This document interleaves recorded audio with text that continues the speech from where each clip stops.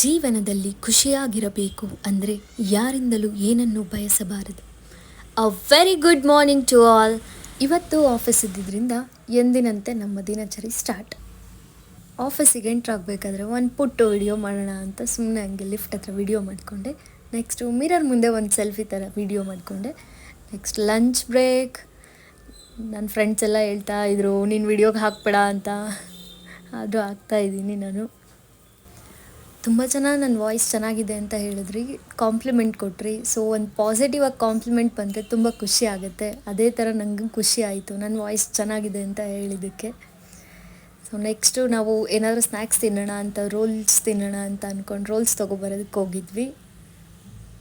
ನಮ್ಮ office near ಯಾವುದೇ shops ಇಲ್ಲದೆ ಇರೋ ಕಾರಣ ನಾವು ಹೊರಗೆ ಹೋಗಿ ತೊಗೊಬರ್ಬೇಕು. ಏನೇ ತೊಗೊಬರ್ಬೇಕಂದ್ರೂ ಇಲ್ಲ ಆರ್ಡರ್ ಮಾಡಬೇಕು. ಅಟ್ ಲಾಸ್ಟ್ ಮನೆಗೆ ಬಂದೆ, ಫುಲ್ ಟಯರ್ಡ್ ಆಗಿ ಹೋಗಿದ್ದೆ. ದೆನ್ ಆಯಿಲ್ ಎಲ್ಲ ಅಪ್ಲೈ ಮಾಡಿ